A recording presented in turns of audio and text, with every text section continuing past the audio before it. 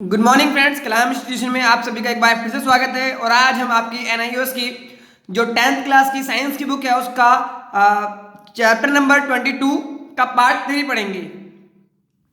तो फ्रेंड्स, ये है आपका चैप्टर नंबर 22 जिसका नाम है जैव प्रक्रियाएं, पोषण, अभिगमन एवं श्वसन एवं उत्सर्जन। तो फ्रेंड्स, मैं आपको बताना चाहता हूँ, इससे पहले ही इस चैप्टर की 2 वीडियो हम डाल चुके हैं, इंग्लिश और हिंदी मीडियम दोनों में। तो मैंने उन वीडियोस का जो लिंक है इस वीडियो के डिस्क्रिप्शन में दे दिया है, तो आप वहां से जाकर के एक बार उन वीडियो को देख लेंगे अगर आप नहीं देखे हैं। चलिए अब हम चलते हैं आगे के टॉपिक की ओर। फ्रेंड्स, हमारा नेक्स्ट टॉपिक है रक्त परिसंचरण तंत्र एवं हृदय। तो यानी कि मैं आपको बता रहा हूं, इसका नाम रक्त परिसंचरण तंत्र एवं हृदय है। तो फ्रेंड्स, जैसा कि मैं आपको हर बार बताता हूं, आपकी जो बुक है उसकी पूरी की पूरी बुक के नोट्स मैंने बना लिए हैं और नोट्स का डिस्क्रिप्शन मैंने आपको वीडियो के लिंक में दे दिया है। तो आप पहले वहां से इन नोट्स को डाउनलोड कर लें, इन्हें प्रिंट आउट निकलवा लें, फिर आगे की अपनी पढ़ाई करें। ठीक है, तो फ्रेंड्स स्टार्ट करते हैं। हृदय हृदय के बारे में पढ़ना स्टार्ट करते हैं। हृदय क्या है? हृदय यानी कि हमारा जो दिल है, हृदय एक शक्तिशाली पेशीय अंग है जो दोनों फेफड़ों के मध्य में स्थित होता है। दोनों फेफड़ों के बिल्कुल बीचों बीच स्थित होता है। इसमें 4 कक्ष होते हैं, इसके 4 भाग होते हैं जिनका नाम है 2 अलिंद, एक दायां और एक बायां, और दूसरा 2 निलय, एक दायां और एक बायां। हृदय का काम क्या है? यह बिना थके लगातार सिकुड़ता तथा फैलता रहता है, जिसके फलस्वरूप धड़कन उत्पन्न होती है। हृदय रुधिर को वाहिकाओं में संचालित करता है। वाहिकाएं मतलब हमारी जो नसें होती हैं उनमें 1 मिनट में एक सामान्य हृदय लगभग 72 बार स्पंद करता है या धड़कता है। हृदय ऑक्सीजन युक्त यानी कि ऑक्सीजन मिले हुए रुधिर यानी कि खून को शरीर के अन्य भागों तक पहुंचाता है तथा ऑक्सीजन रहित रुधिर को यानी कि जिसमें ऑक्सीजन नहीं होती उसे फेफड़ों तक पहुंचाता है। तो फ्रेंड्स, हृदय हमारा क्या करता है? बेसिकली हमारे हृदय का जो वर्क है, हमारे जो हार्ट है, हमारा जो दिल है, उसका जो वर्क है, उसका जो काम है वो ये है कि इसका काम है खून को पंप करना। जिस खून में ऑक्सीजन मिली हुई होती है, यानी कि हमारे फेफड़े जो हैं ऑक्सीजन मिलाने का काम करते हैं हमारे खून में। तो जब वो खून में ऑक्सीजन मिला देते हैं तो मिली हुई ऑक्सीजन वाले खून को हमारा जो दिल है, हमारा जो हृदय है, वो शरीर के अन्य भागों तक, अन्य अंगों तक ले जाता है और फिर वहां से ऑक्सीजन जिस खून में ऑक्सीजन नहीं होती उस खून को ये हमारे दिल तक लाता है और उसे फिर फेफड़ों तक पहुंचाता है। ठीक है, तो ये बिना रुके बिना थके हमेशा लगातार काम करता रहता है। हमारा जो हृदय है कभी भी आराम नहीं करता, जब से धड़कना स्टार्ट होता है तब से लेकर के और हमारी मृत्यु तक। अब बात करते हैं हमारे जो वाहिकाएं होती हैं या हमारी जो नसें होती हैं वो 2 प्रकार की होती हैं। एक कहलाती है धमनियां, एक कहलाती है शिराएं। धमनी के बारे में जान लेते हैं। धमनी क्या होती है? शुद्ध रुधिर को शरीर के अन्य भागों में ले जाती है। शुद्ध रुधिर मतलब जिसमें ऑक्सीजन मिला हुआ है उसे शुद्ध रुधिर बोलते हैं, शुद्ध खून बोलते हैं, रुधिर को खून बोलते हैं। ठीक है, और शिराएं की बात करें तो वो खून जिसमें ऑक्सीजन नहीं है उसे कहते हैं अशुद्ध रुधिर। तो ये अशुद्ध रुधिर को शरीर के अन्य भागों से हृदय में लाते हैं। क्लियर? अब आगे चलते हैं थोड़ा सा। आपने सुना होगा ब्लड प्रेशर के बारे में। तो ब्लड प्रेशर को हिंदी में कहते हैं रक्तदाब। रक्त का मतलब खून है, ठीक है, और रक्त का दाब यह वह बल है जो रुधिर यानी कि जो खून है धमनियों की दीवारों के विरोध में लगाता है। यानी कि हमारे नसों के अंदर जो बल लगता है, जो खून लगाता है, ब्लड लगाता है। एक स्वस्थ व्यक्ति का रक्त दाब 120 से 80 mmHg होता है। ठीक है, रक्त दाब नापने के यंत्र को स्पोमैग्नोमीटर कहते हैं। ये एच जो होता है ये आपके पारा होता है। ठीक है, तो 120 से 80 नॉर्मल इंसान का ब्लड प्रेशर हो सकता है। तो फ्रेंड्स, ये होता है हमारा जो दिल है, इस तरह का होता है। ये धमनियां हैं, शिराएं हैं। ठीक है, जैसे कि ये शिरा है ब्लू कलर वाली और रेड कलर वाली ये धमनी है। ठीक है, तो इनका काम होता है इसके अंदर ब्लड को लाना और ले जाना, इन दोनों का ही काम होता है। ठीक है, अगला टॉपिक है फ्रेंड्स, ये है हमारा रुधिर। रुधिर मतलब हमारा जो खून होता है। अब हम खून के बारे में पढ़ते हैं। हमारा खून क्या है? रुधिर एक संयोजी ऊतक है। हमने जब ऊतक पढ़े थे, जब हमने टिश्यूज पढ़े थे, तब भी हमने संयोजी ऊतक में रुधिर को एग्जाम्पल के रूप में पढ़ा था। तो जो हमारा ब्लड है वो संयोजी ऊतक है, यानी कि बहुत सारी कोशिकाओं से मिलकर बनता है, जैसे कि आरबीसी, डब्ल्यूबीसी, ठीक है, और प्लेटलेट्स, ठीक है। तो आरबीसी यानी कि red blood cells, WBC white blood cells, ठीक है।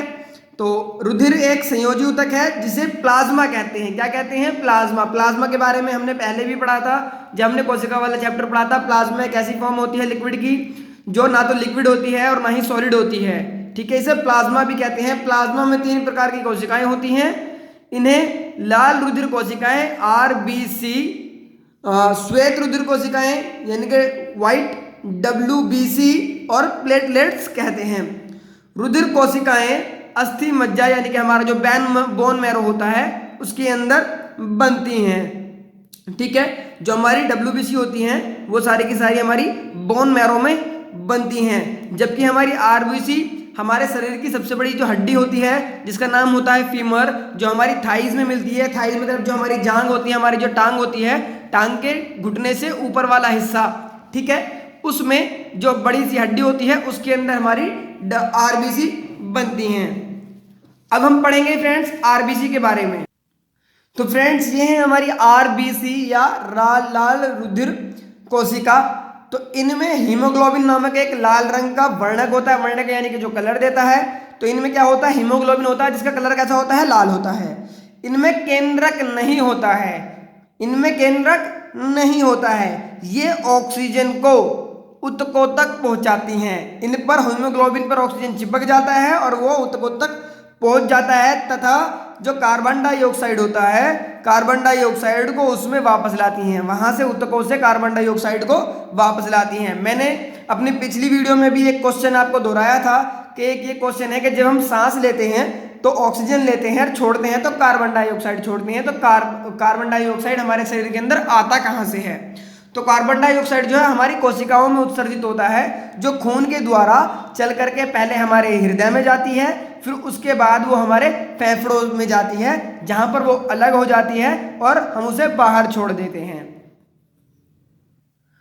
अब चलते हैं फ्रेंड्स डब्ल्यूबीसी पे, यानी कि व्हाइट ब्लड सेल्स पे या श्वेत रुधिर कोशिकाओं पे। तो श्वेत रुधिर कोशिकाओं के बारे में क्या है? पहली बात तो ये रंगहीन होती हैं, जबकि हमने जब आरबीसी पढ़ी थी तो वो रेड होती है। और इनकी जो आकृति है अनियमित होती है, यानी कि कोई इनका आकार निश्चित रूप से नहीं होता है। ये शरीर को संक्रमण से बचाती हैं, यानी कि जैसे जब भी कोई वायरस वगैरह हमारे शरीर में आता है, वायरस या फिर कोई बीमारी नहीं आती है, तो यही उससे लड़ने में हमारी मदद करती है। यही उस सारी बीमारियों से लड़ती है। जैसा कि अभी हाल फिलहाल में कोरोना वायरस आया हुआ है, तो जो साइंटिस्ट हमारे वैक्सीन बना रहे हैं, वो ये नहीं कि वैक्सीन से आप ठीक हो जाओगे। वैक्सीन आपको नहीं बचाएगी। वैक्सीन क्या करेगी? आपकी जो डब्ल्यूबीसी हैं, आपकी जो श्वेत रुधिर कोशिकाएं हैं, इन्हें मजबूती प्रदान करेगी, इन्हें लड़ने की क्षमता प्रदान करेगी उस वायरस से, ताकि ये उस वायरस से लड़ करके आपके शरीर को सुरक्षित रख सकें। आगे चलते हैं फ्रेंड्स रुधिर प्लेटलेट्स। तो रुधिर प्लेटलेट्स के बारे में बात करते हैं। आपने हमेशा सुना होगा जब भी टाइफाइड बुखार होता है तो लोग कहते हैं प्लेट्स कम होगी, तो प्लेट्स नहीं होती हैं, प्लेटलेट्स होती हैं, ठीक है। ये कोशिकाओं के बहुत छोटे खंड होते हैं, मतलब कोशिकाएं बहुत छोटी होती हैं। इनमें भी केंद्रक नहीं होता है, ठीक है, केंद्रक इनके अंदर भी नहीं होता है। और ये रुधिर के स्कंदन में सहायता करते हैं। स्कंदन मतलब जो रक्त का थक्का बनता है, जो खून जम जाता है। जब हमें चोट लगती है तो हमारा जो खून है वो जम जाता है, ठीक है, तो उसे जमने में ये हेल्प करती हैं। अब हम पढ़ते हैं हमारे खून के जो वर्क हैं, रुधिर के कार्य क्या हैं। रुधिर पोषक पदार्थों, ऑक्सीजन, CO2, हार्मोन्स और अपशिष्ट पदार्थों को शरीर के उपयुक्त भागों तक ले जाता है। रुधिर क्या करता है? जो पोषक पदार्थ हैं जैसे कि ऑक्सीजन है, कार्बन डाइऑक्साइड है, हार्मोन्स हैं, और अपशिष्ट पदार्थ जैसे कि कार्बन डाइऑक्साइड या अदर अन्य गैसें जो हमारे शरीर में घुली हुई रहती हैं, उन्हें शरीर के उपयुक्त भाग, मतलब जैसे कि ब्लड तक ले जाता है उसे, जो कार्बन डाइऑक्साइड है उसे हृदय तक ले जाता है, जो ऑक्सीजन है उसे टिश्यूज तक ले जाता है, ठीक है, यानी कि उन्हें ऊतकों तक ले जाता है ऑक्सीजन को। शरीर के भीतर पहुंचने वाली दवाइयां भी रुधिर के द्वारा ही विभिन्न भागों में वितरित होती हैं। जो हम दवाइयां खाते हैं उनका क्या होता है, वो जाती हैं हमारे सर पे पेट में पहले, वहाँ पर वो घुलती हैं और छोटी आंतों में जाकर के उन्हें एब्जॉर्ब कर लिया जाता है। छोटी आंत में ले जाकर के उन्हें एब्जॉर्ब करके हमारे खून में भेज दिया जाता है और खून ही उन्हें, हमारा जो रुधिर है, उन्हें शरीर के विभिन्न भागों तक ले जाता है जहाँ पर उन दवाओं की आवश्यकता होती है। अगला हमारा टॉपिक है श्वसन। तो फ्रेंड्स, इस टॉपिक को एक बार आप फिर से बुक से भी पढ़ लेंगे। सांस लेने की प्रक्रिया को ही श्वसन कहते हैं। सांस लेने से हमारे शरीर की कोशिकाओं को ऑक्सीजन उपलब्ध होता है। जैसे कि मैंने बताया था, हमारे फेफड़ों में ऑक्सीजन हमारे खून में मिल जाता है, ठीक है, ताकि भोजन का ऑक्सीकरण हो जाए और हमें विभिन्न क्रियाकलापों के लिए ऊर्जा मिल सके। समझ रहे हैं आप, श्वसन क्यों जरूरी है, सांस लेना क्यों जरूरी है? ताकि हमें ऑक्सीजन मिलती रहे जो हमारे खाने को जाकर के अंदर पचाती रहे। ये नहीं कि वो पेट में जाकर के पचाएगी, वो कोशिकाओं में जाकर के खाने का ऑक्सीकरण करता है, ऑक्सीजन। ठीक है फ्रेंड्स, तो इस वीडियो में आपके लिए इतना ही। आगे के लिए हम फिर एक नई वीडियो बनाएंगे। इस चैप्टर का भी एक पार्ट और रह रहा है, तो इसका पार्ट 4 भी आएगा। ठीक है, तो फ्रेंड्स, मैं आप सब लोगों को कहना चाहता हूं कि जिन भी फ्रेंड्स ने अभी तक हमारा ये चैनल सब्सक्राइब नहीं किया है, चैनल को सब्सक्राइब कर दें, बेल आइकन को प्रेस कर दें, ताकि आने वाले वीडियो का नोटिफिकेशन हम आपको टाइम से अपडेट कराते रहें।